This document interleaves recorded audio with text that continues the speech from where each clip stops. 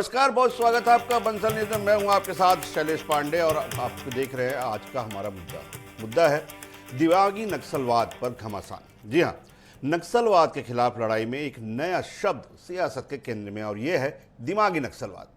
प्रधानमंत्री नरेंद्र मोदी ने लाल किले की प्राचीर से देश को संबोधित करते हुए सोच से सावधान रहने की बात कही। इसके बाद राजनीतिक बहस तेज हो गई। नक्सलवाद का सबसे ज्यादा दंश झेल चुके छत्तीसगढ़ में भी इस बयान के राजनीतिक और वैचारिक मायनों पर चर्चा शुरू हो गई। इसी पर करेंगे चर्चा, लेकिन उससे पहले बंसल न्यूज के कुछ सवाल हैं। पहला सवाल, क्या नक्सलवाद की लड़ाई बंदूक के बाद विचारधारा के स्तर पर भी लड़ी जाएगी? दूसरा सवाल, क्या अर्बन नक्सल और दिमागी नक्सल एक ही विचारधारा के अलग अलग नाम हैं? और तीसरा सवाल, क्या हर विरोधी आवाज को दिमागी नक्सलवाद कहना मुद्दे को जनरलाइज करना है? ऐसे तीन सवाल हैं और अनेकों नेक सवाल हैं दर्शकों के मन में भी, विपक्ष के मन में भी, पक्ष के मन में भी। इन्हीं सवालों का जानने की कोशिश करेंगे। चार खास मेहमान मेरे साथ में हैं। कांग्रेस से बेहद तेज तर्रार, संतुलित और सधे हुए शब्दों में, तथ्यों में अपनी बात रखने वाले नितिन भंसाली जी मेरे साथ में हैं। रविंद्र सिंह जी मेरे साथ में भाजपा से बेहद तेज तर्रार प्रवक्ता हैं और साथ ही साथ यूपीएससी जैसे कई ऐसे मुद्दे हैं, जो वैचारिक मुद्दे, जिनमें वे तर्कों के साथ, तथ्यों के साथ, अध्ययन के साथ अपनी बात रखते हैं। मेरे साथ जयराम दास जी हैं। ये वो बस्तर शांति समिति के संयोजक हैं जिन्होंने जो नक्सलवाद जो कहे, जिन्होंने उनके खिलाफ इन्होंने आवाज़ बुलंद की और ये इन्होंने दिल्ली तक जो है अपनी वहाँ पे पहुँचे ये और दिल्ली तक अपना विरोध दर्ज कराया, क्योंकि बस्तर वो जगह है जिन्होंने सबसे ज़्यादा 4.5 दशकों तक नक्सलवाद का दंश हिला है। अपनों को खोया है, अपनी ज़मीनें खोई है, मवेशियाँ खोई हैं, बाल बच्चे खोए हैं, अपने रिश्तेदार खोए हैं। इसलिए ये दिल्ली तक इन्होंने जाकर अपने विरोध दर्ज कराया। प्रदेश के वरिष्ठतम पत्रकार और बेहद मजबूत हस्ताक्षर पत्रकारिता जगत मुजीत शर्मा मेरे साथ में हैं। आप चारों मेहमानों को बहुत बहुत स्वागत है। लेकिन रविंद्र सिंह जी, मैं सबसे पहले आपके पास आता हूँ। मोदी जी ने एक बात कही, दिमागी नक्सलवाद। मैं बस इसकी व्याख्या आपसे जानना चाहता हूं, इसका मतलब क्या है?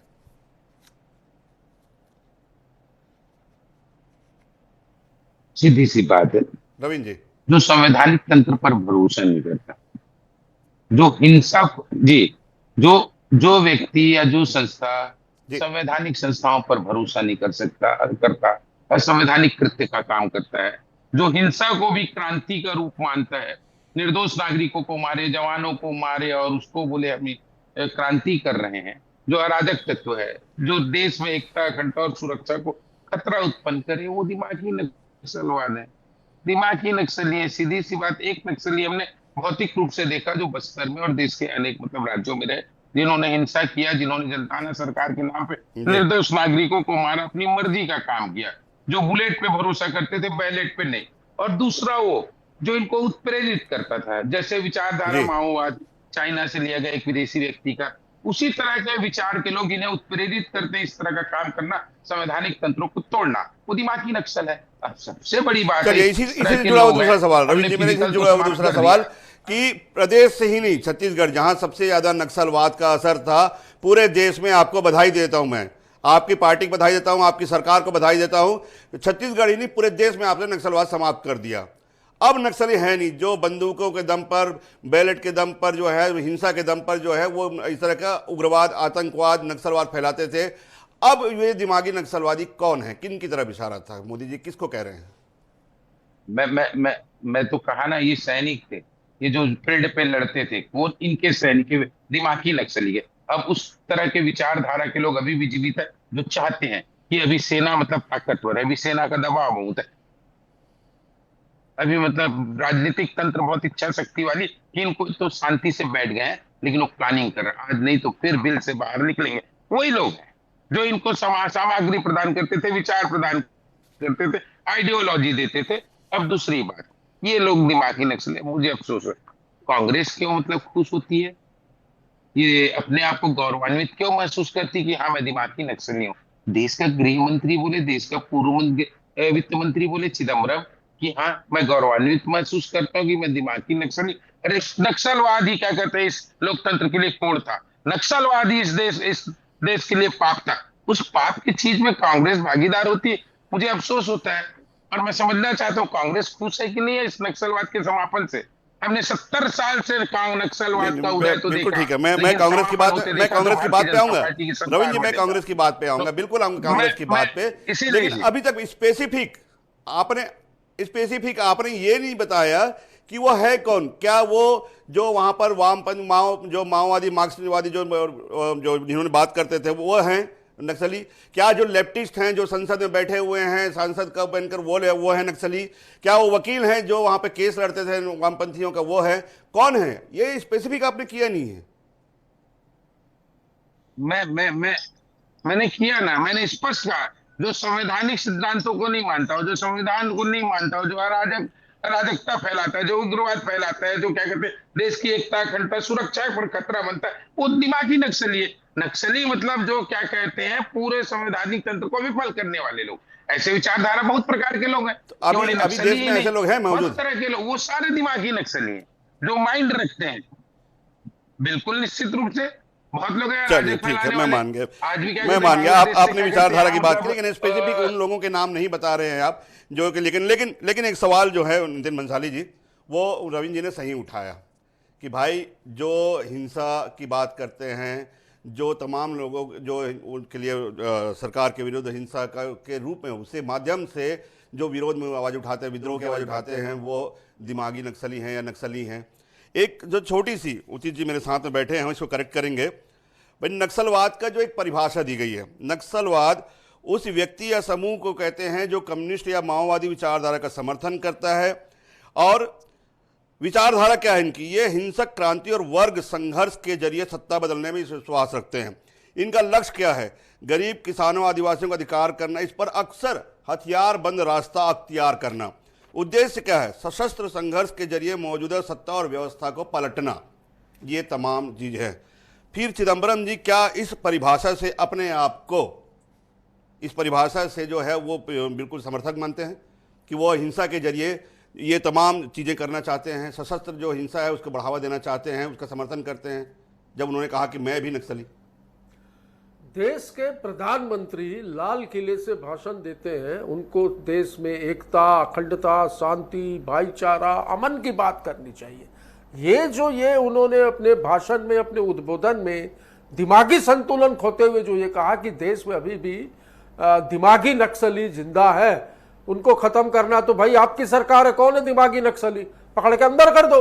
ये अपने हक के लिए, अपने बेहतर भविष्य के लिए, अपनी मांगों के लिए सरकार के खिलाफ संवैधानिक रूप से जो आंदोलन हो रहा था, जो जैनजी इस देश में जंतर मंतर पे आंदोलन कर रहे थे, ये इशारा उनके ही तरफ है। मैं टोक रहा हूं। ये इशारा आपने कैसे मान लिया? क्या जैनजी का नाम लिया उन्होंने? क्या जैनजी का नाम लिया मोदी जी ने? क्या जैनजी का नाम लिया मोदी जी ने? क्या जैनजी का नाम लिया वहां पर? समझदार को इशारा और गधे को, अरे साहब ऐसी समझदारी, बिना नाम लिए आप समझ गए, किसको कह रहे? बिना नाम लिए आप समझ गए। जैनजीज खुद कह रहे हैं, उनके स्टेटमेंट देख लीजिए कि प्रधानमंत्री को 65% जिस देश के जो जैनजीज हैं उनसे माफी मांगनी चाहिए। ये मैं नहीं कह रहा हूं, ये जैनजी भी कह रहे हैं। सबको समझ में आ रहा है कि इनका समझ में आ रहा है। भाषण में उन्होंने क्या जैनजी का नाम लिया? शैलेश भाई, यदि अपने अधिकारों के लिए, अपने हक के लिए, छात्रों के बेहतर भविष्य के लिए, इस देश की एकता, अखंडता और भाईचारे के लिए यदि कोई आंदोलन होता है और उस आंदोलन में हम भागीदारी करते हैं और हम सरकार का विरोध करते हैं, और यदि ये कहते हैं कि अभी नक्सली है, नितिन जी अभी रविंद्र जी ने कहा कि जो भी नक्सलियों का समर्थन करते हैं या हिंसावादी रास्ते का समर्थन करते हैं वो सभी दिमागी नक्सली हैं। तो क्या रविंद्र जी ने जैनजी को इशारा किया? अभी जैनजी को बोलना चाहते हैं वो? अभी लेटेस्ट में है क्या ऐसा?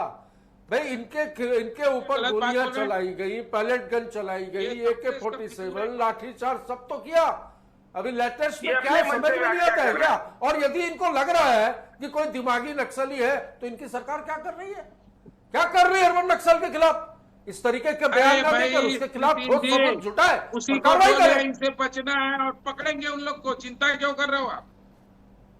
पकड़ेंगे ऐसे लोग को, चिंता मत करिए आप। चलिए एक बार है शैलेश भाई, अपनी मर्जी कोई बात करेगा, कोई अकलमंद क्यों आदमी भ्रम होगा फैला तो रहे ये हो? उसको दिमागी क्यों नक्सली शंका फैला रहे कहेंगे। हो? रोज इसलिए रविंद्र जी रोज ज्यादा अकलमंदी की बात मत करना। रोज 50 यहाँ बयान पे आते हैं, आपकी रोज पार्टी 50 बयान आते हैं कांग्रेस के। आपके कितने लोग गिरफ्तार होते हैं रोज? चिदम्बरम को मानते हो? जेएनजी से उन्होंने कितने लोग कहा कि गिरफ्तार मैं हुए? सर्व करता हूं कि मैं दिमागी नक्सली हूं। समर्थन करते हो आप उसको? चिदम्बरम को हाँ समर्थन बोलो, करते हो? यदि अपने बच्चों के बेहतर भविष्य के लिए, इस देश गलत के बात, युवाओं ऐसा के कुछ हक भी के नहीं। लिए व्याख्या यदि ही कोई नहीं हुई। लड़ाई लड़ी कौन जाती है, दिमागी सरकार नक्सली के आई खिलाफ आपको कोई दिमाग विरोध से किया करके जाता है, यदि वदी और करने यदि लगे। ये चलिए, कहते हैं कि ये एक सेकंड, समाज एक सेकंड, मेरे पास समय है। रविंद्र जी, नितिन जी, समय की मेरे पास बात जाता है। एक बार मैं जयराम जी के पास जाना चाहूँ। जयराम जी, 2 तरह की परिभाषा आपने सुन ली दिमागी नक्सलवाद की। रविंद्र जी कह रहे हैं कि जो भी उस विचारधारा का समर्थन करता है, जो भी नक्सल हिंसा का समर्थन करता है, हम उन्हें दिमागी नक्सलवाद मानते हैं। नितिन जी कह रहे हैं कि जो भी सरकार के खिलाफ, उनकी गलत नीतियों के खिलाफ आवाज उठाता है, वो दिमागी नक्सलवाद उसके दायरे में आता है, चाहे जेएनजी हो, चाहे कांग्रेस हो, चाहे विपक्ष हो, चाहे वामपंथी हो। आपके अनुसार ये परिभाषा क्या है और दोनों में से किसकी परिभाषा सटीक है? जयराम जी। सबसे पहले तो बंसल न्यूज़ को मेरा धन्यवाद है। शैलेश जी, मैं आपको भी धन्यवाद ज्ञापित करता हूं। आज नक्सलवाद की बात करें तो नक्सलवाद से हमारा बस्तर 4 से 5 दशकों तक जलता रहा। ठीक है, आज बिल्कुल नक्सलवाद कौन सी विचारधारा है, नक्सलवाद कौन सी मानसिकता है, नक्सलवाद को लेके क्या राजनीति हो रही है, मैं जब भी इस पे बोलने के लिए आता हूं तो मैं बिल्कुल भावुक हो जाता हूं। आज 4 से 5 दशकों से जब बस्तर नक्सलवाद से जलता रहा, आज पूरे समूचे बस्तर को नक्सलियों ने अपना प्रयोगशाला बना लिया था। आज बस्तर में न जाने असंख्य यहाँ के जो आम नागरिक हैं वो कभी मारे गए, काटे गए, पीटे गए, ऐसा कौन सा अत्याचार नहीं हुआ आज़ादी के बाद। और मैं आपसे कहना चाहता हूं कि आज़ादी के बाद जिस तरह से बस्तर 5 दशक तक नक्सलवाद का दंश झेलता रहा, इतने सारे नक्सल पीड़ित हैं, उन्होंने आवाज उठाई। आज बस्तर शांति समिति एक मंच है। ये बस्तर शांति समिति कोई राजनीति का कोई अड्डा नहीं है। मैं बिल्कुल विनम्रता के साथ बात को रखना चाहता हूं, क्योंकि हमारे वरिष्ठ लोग इस टीवी डिबेट में यहाँ पे उपस्थित हैं। देखिए, बस्तर शांति समिति में आज आप सुकमा जिले की बात करेंगे तो सुकमा जिले के पोलमपल्ली चिंता गुफा, वहाँ से आप एक राहुल की बात करेंगे, वहाँ से आप वेट्टी बल्लू की बात करेंगे, वहाँ से आप दूधी महादेव की बात करेंगे। वैसे मैं बीजापुर की तरफ जाता हूँ तो वहाँ मड़कम सुक्के की बात करेंगे। देखिए, इस नक्सलवाद का तो बहुत बड़ा कहानी बन गया, लेकिन जब 2024 में सितंबर महीने में इन्होंने अपने से, आज 2024 में नक्सलवाद के खिलाफ में बोलना हमारे लिए बहुत कठिनाई होता था। मेरा भी घर किसी गांव में है, मैं भी 2 साल में घर में कभी सोया नहीं जब भी मैं गांव के घर पे होता था वहां से आने के बाद। लेकिन इन सारे प्रपंचों के बीच आज जो भी प्रपंच कर रहे हैं, हमने प्रयास किया, नक्सल पीड़ितों ने प्रयास किया, सारे लोगों ने, मतलब इतना दुख तकलीफ लेके हम देश के सामने नक्सल पीड़ितों की व्यथा को बताने के लिए गए थे। और वहां से हमको जो बहुत सही जयराम जी का एक जो शब्द है मुझे जिसमें जो प्रेरित करता है, ये बहुत सही शब्द है कि कृपया इस जो मानसिक त्रासदी है, इसे जो हम उनको ने जो बस्तर के लोगों ने जो दंश झेला, इसको राजनीति का मंच और राजनीति के मुद्दा मत बनाइए। उचित जी, बहुत जल्दी आपसे टिप्पणी, क्योंकि मेरा आज समय की थोड़ी बात देता है। उचित जी। जी बिल्कुल, सबसे पहली चीज तो शैलेश, ये विषय ऐसा है कि हमेशा से ये हिंसा और अराजकता का उपयोग किया प्रधानमंत्री जी ने। हिंसा ठीक है, हिंसा जो हथियार लेके तो क्लियर है। अराजकता एक बड़ा व्यापक सब्जेक्ट है। अराजकता को लेके आप किसी को भी सम्मिलित कर सकते हैं। अगर एक प्रश्न का सवाल अगर उठता है कि अराजक कौन, मैं स्पष्ट रूप से रविंद्र जी से अगर पूछना चाहूँ आपके बिहाफ पे कि ये जैन जी को क्या कहेंगे, क्या अराजक कहेंगे, या पुलिस ब्यूरो जो इनको संभालता है, या आपका 21 लोग की जो कमेटी है नक्सल लोग को देखने की, ये उनके लिए क्या गया शब्द है। तो आप जंतर मंतर में जितने प्रदर्शनकारी थे उनको आप क्या कहेंगे, तो स्पष्ट हो जाएगा कि आपका मतलब क्या है कि दिमागी नक्सल। ये एक्चुअली जो है विमर्श को किसी और ले जाने का तरीका है। 12 बिल पास हो गए हैं, इसके पहले भी लव जिहाद, अर्बन नक्सली, आंदोलन जीवी, तमाम तरीके के वर्ड ऐसे दिए गए हैं जिसमें विमर्श उस तरफ खिसकाया जा सके और 12 विषय जो बिल है उस पर पास ना हो सके। हकीकत में ये है कि अराजक जैसे वर्ड को लेके आप किसी को भी निपटाने का एकमात्र माध्यम अब बनेगा ये आने वाले समय में। असल मुद्दा ये है कि गृह मंत्री पिछले जो थे उन्होंने कहा था कि भटके हुए लोग, आपको याद होगा कि अगर वो हिंसा छोड़ दे तो हमारे परिवार के लोग हैं, तो हिंसा अगर छोड़ दे वो, तो फिर बच्चे ही क्या, उस विचारधारा का स्वागत होना चाहिए। लोकतंत्र में हर विचारधारा का स्वागत होता है। हमें अगर लोकतंत्र में केवल हिंसा स्वीकार नहीं, बहुत वो बड़ी हिंसा टिप्पणी छोड़ उचित दी। शर्मा जी के द्वारा। रविंद्र जी कुछ कहना चाहते हैं, लेकिन रविंद्र जी मैं बेहद क्षमा प्रार्थी हूं, मेरे पास समय बिल्कुल भी खत्म हो चुका है। सबसे बड़ी बात, नक्सलवाद केवल एक शब्द नहीं है जिसे हम राजनीति के लिए या सियासत के लिए जो है उपयोग करें। नक्सलवाद वो नासूर है जिसने हम राज्य बनने के बाद ही, उसके पीछे के आंकड़े नहीं जाता मैं, राज्य बनने के बाद ही मेरे पास जो आंकड़े आए हैं, कम से कम 1700 जवान और 2300 लोग, निर्दोष लोग, जिसमें राजनेता भी शामिल हैं। जीरम में हमारे जो शहीद हुए वो कांग्रेस नेता भी शामिल हैं, भीमा मंडावी भी शामिल हैं। ऐसे और कई निर्दोष पंच सरपंच जिन्होंने नक्सलियों ने मारा है। ऐसे नासूर को, ऐसे त्रासदी को किसी सियासत के लिए कम से कम उपयोग करना किसी भी तरह से वाजिब नहीं है, जो कि जयराम दास जी ने कहा। लेकिन उस शब्द के व्यापक मायनों पर जाना भी बहुत जरूरी है कि वाकई में आपका निशाना कौन है। क्या राजनीति के लिए आप जो है दोनों चीजों को घालमेल करके क्या निर्दोष लोगों को भी इस परिधि में लाने की सोच रखते हैं? इसके लिए स्पष्टता बहुत जरूरी है, जो कि उचित जी ने कहा। आप चारों मेहमानों का बहुत बहुत धन्यवाद इस शो में जुड़ने के लिए। समय की कमी की वजह से कम दे पाया हूँ, इसके लिए मैं क्षमा चाहता हूँ। लेकिन देश प्रदेश की तमाम खबरों और न्यूज अपडेट्स के लिए आप बने रहिए बंसल न्यूज के साथ।